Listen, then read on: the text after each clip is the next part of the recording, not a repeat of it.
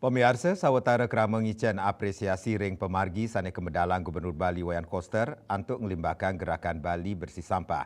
Sakewanten, pemerintah patut ngicenin penguruhan majeng keramane. Founder Rumah Hijau Bali Ketut Sudarwate kebijakan indik gerakan Bali bersih sampah kekantenang becik pisan. Sakewanten paiketan Dani Nureksain sadurung nyani Bali sampun maduwe Pergub nomor 47 tahun 2019 tentang pengolahan sampah berbasis sumber. Sepatutnya nih Pergub kalimbakang tur kaulengang becik. Kantos mangkin ring sajoning utsahan lebang Pergub nomor 47 tahun 2019 durung memargi becik. Melarapan gerakan Bali bersih sampah kekantenang side keramani bingung. Tapi saat ini seperti saya bilang di awal itu kita ini terlalu banyak regulasi yang akhirnya masyarakatnya bingung gitu loh.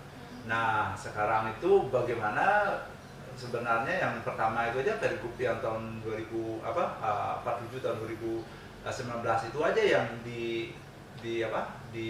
difokuskan di benar-benar dah jalan nggak ini, dan terus dievaluasi kenapa tidak jalan, di mananya tidak jalan, bukan menambah lagi peraturan-peraturan baru yang banyak yang akhirnya membuat masyarakat itu bingung.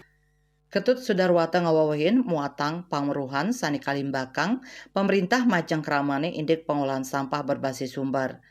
Sani mangkin paiketan Dani kantun urati ring kuentenan Rumah Hijau Bali antuk ngawigunayang lu mangdeside madue nilai ekonomi antuk ngelantur ngelola lelu.